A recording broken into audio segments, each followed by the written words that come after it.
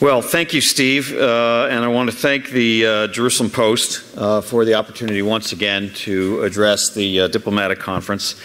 It's an honor to join so many public figures, diplomats, community leaders in this year's meeting. And of course, I want to join in congratulating this year's winner of the Startup Nation Award. A word about the sponsor, about the Jerusalem Post. Jerusalem Post is not unlike Israel itself in its ability to constantly adapt to changing times. It's evolved throughout many decades, and it occupies a special, even really, I'd say, a revered place in the media landscape, not to mention at my morning breakfast table. For many decades, it was a real lifeline for English speakers. You couldn't get news in English about Israel unless you had the Jerusalem Post. Now, of course, that's changed. You have a lot of competitors, or at least partners, who have joined the media landscape in English. That's a good thing. And there's a digital revolution, and of course, the Jerusalem Post has adapted again and diversified its platforms, found new and innovative ways to continue to produce quality, credible, and original content, and it still feels a critical role in the media landscape for the Jewish state and for the Jewish people and for all friends of Israel. So kol hakavod to the Jerusalem Post and to its editors and writers and staff.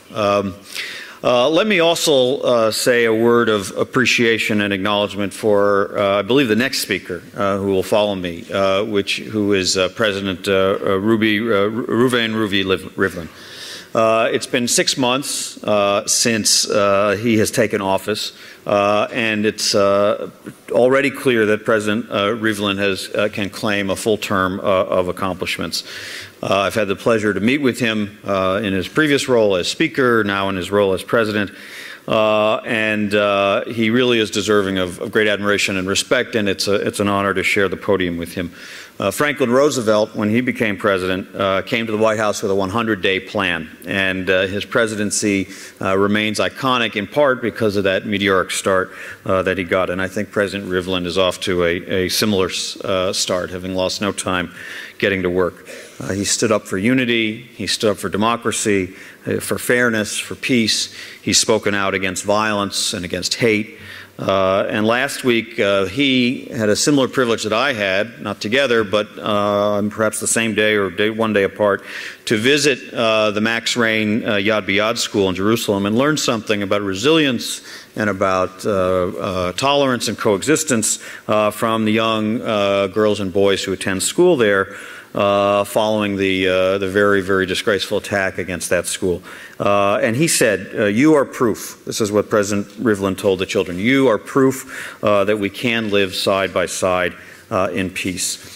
Since the U.S. Embassy is a proud supporter of the school, and I had that opportunity to visit as well, I want to echo his comments that the dugma ishit, the personal example set by the children and the parents and the teachers of that school about how it's possible to overcome despair and provide hope and live collectively in peace and harmony is very inspiring for all Israelis and for people really across this region and around this world. President Rivlin's reached across some of Israel's most sensitive internal divides. He's connected with Israel's youth. He's built bridges between different sectors. It's a continuation of a lifetime of public service to the Zionist cause and to the State of Israel. And now, as Israel's 10th president, he's really leaving an indelible impression. So on behalf of the American people, I want to salute President Rivlin.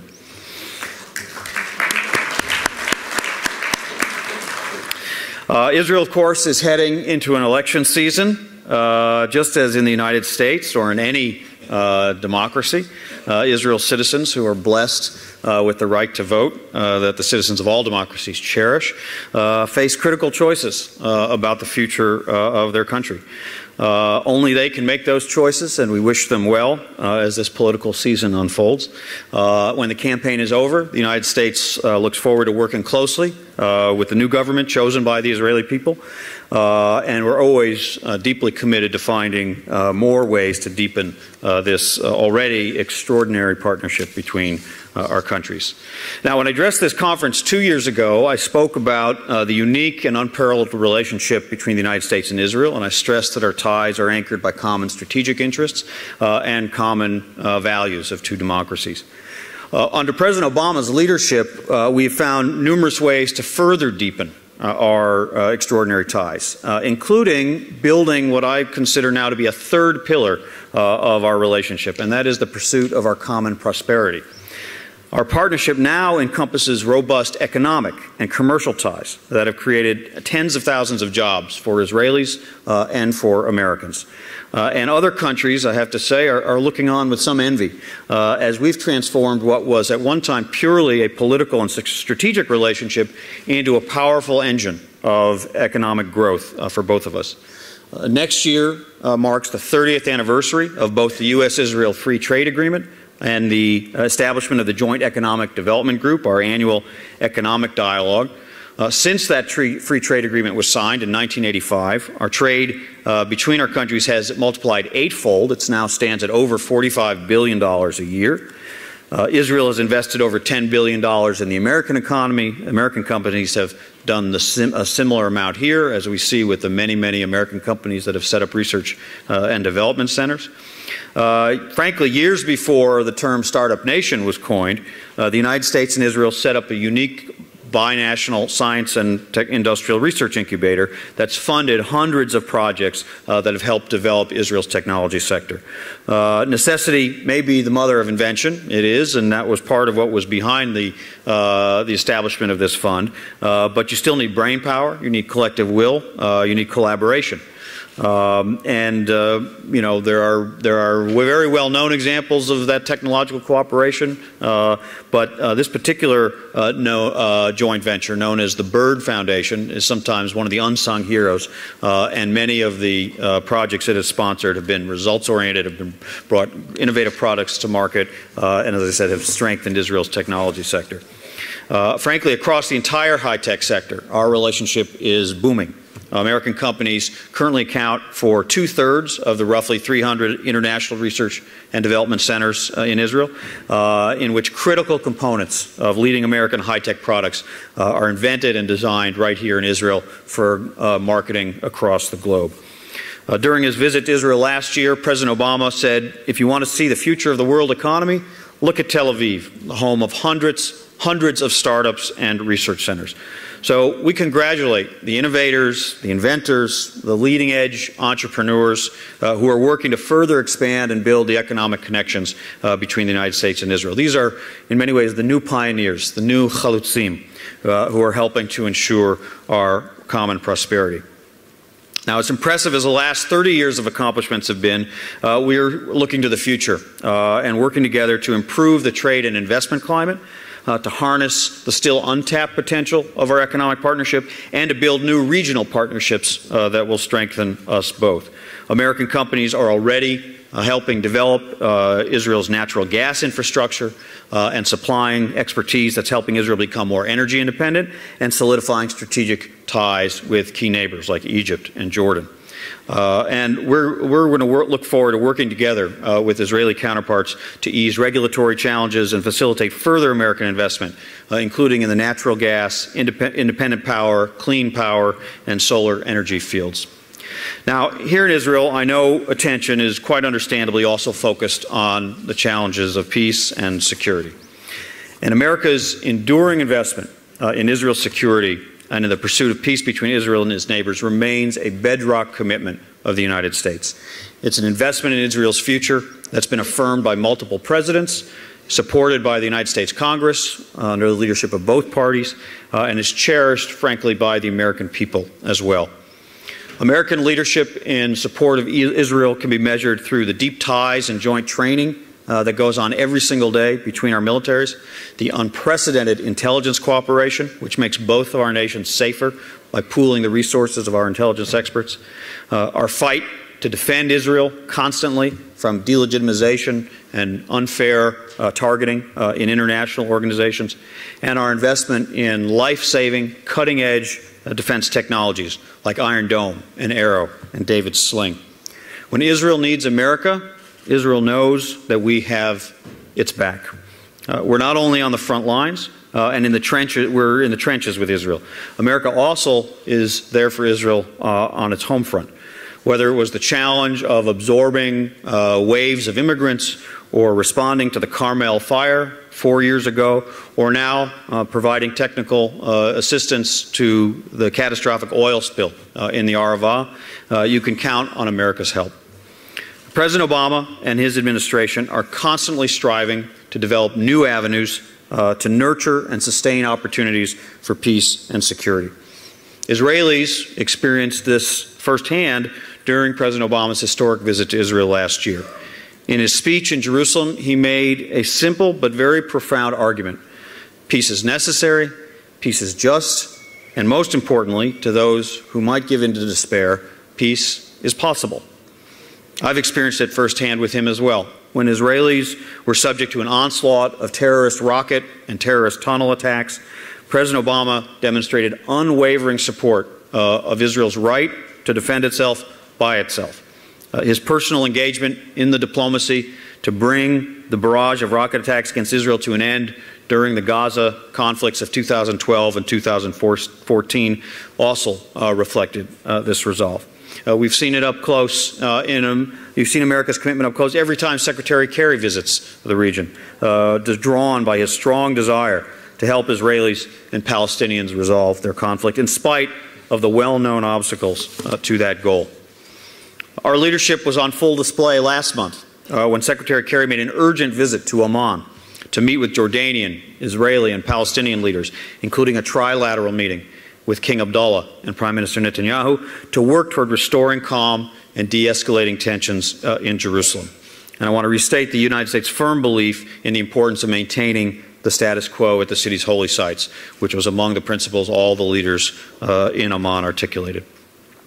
Now, it's also critical to restate our core principle that violence and terrorism and the incitement that can lead to them are completely unacceptable. The United States has repeatedly condemned the terrorist attacks of the last weeks and months, including the horrific attacks by cars at the light rail stations in which innocents were murdered, the abhorrent attempt to kill Yehuda Glick, a spate of recent stabbings, and of course the brutal murders at the synagogue in Har Nof. Simply put, there is never a justification for murder and terror. As we think about the value, though, of continuing to pursue an end to the Israeli-Palestinian conflict, just consider for a moment how much more difficult it would have been to unwind what has transpired in recent weeks and lower the tensions without the safety net of the long-standing Arab-Israeli peace agreements with Egypt and Jordan. Those have provided critical stability and a means to try to de-escalate these tensions, and therefore we see it as in everybody's interest to try to continue to expand that circle, and it's vital that that joint security cooperation continue.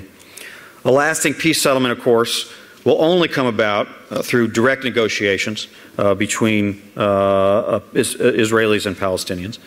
Palestinian initiatives at the United Nations, UN, Israeli settlement activities, or other unilateral measures by either party are simply counterproductive and only delay a resolution of the conflict. And while we're realistic and know that peace negotiations cannot resume during an Israeli election campaign, we're going to continue to explore the most effective way to reestablish a political horizon as soon as possible, without which we believe the current atmosphere could quickly deteriorate.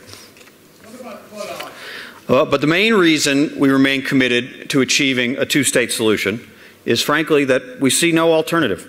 No alternative that would achieve Israel's legitimate goals of peace, security, and recognition, or Palestinians' legitimate goals of self-determination in a state of their own.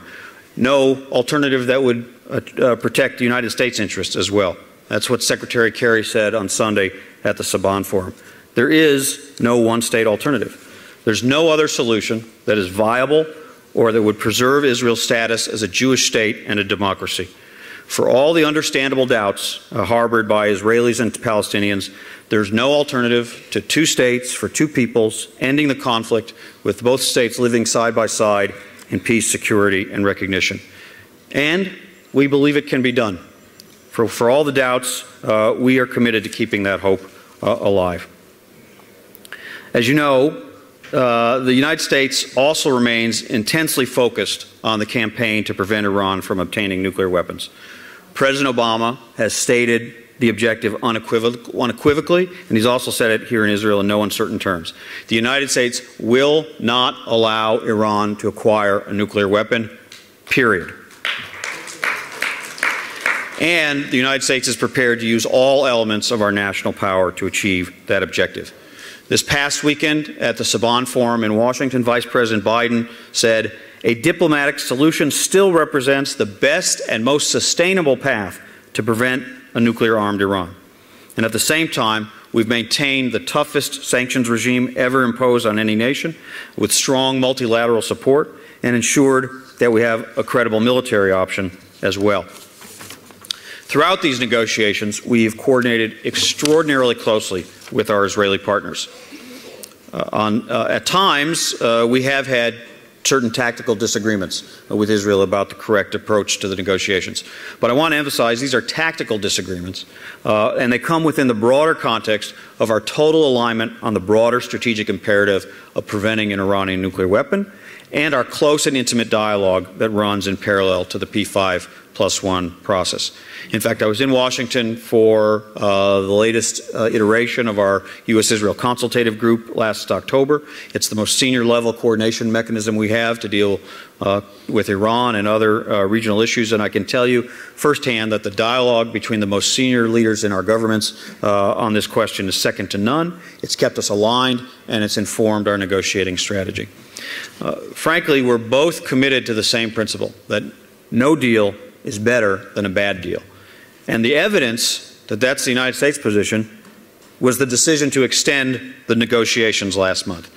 Iran simply was not prepared to make the necessary concessions to provide certainty that it would never acquire a nuclear weapon. Enough progress was made to warrant an extension, and we believe a deal is possible, and our international partners remain united, so an extension was the right decision. But there's only going to be a deal if Iran can only achieve the relief it seeks from sanctions if it shows far more flexibility in the negotiations ahead. Now, none of these challenges are easy, and we're sober about them. But one constant that is not going to change is U.S. leadership in this region and in support of all these efforts. U.S. leadership in the campaign to stop Iran from obtaining nuclear weapons. U.S. leadership in nurturing the partnerships we've established and sustained with the moderate regimes of the Middle East. U.S. leadership in the campaign we're leading against violent extremists, including the international coalition to degrade and ultimately defeat and destroy the brutal organization known as Daesh. U.S. leadership in our constant defense of Israel's security and legitimacy. And U.S. leadership in the ongoing quest for a solution to the Palestinian-Israeli conflict and a comprehensive Arab-Israeli peace. The United States will continue to lead the way in all of these efforts and will continue to uphold our ironclad commitment to Israel's security and strengthen the alliance between our two great democracies. Thank you very much.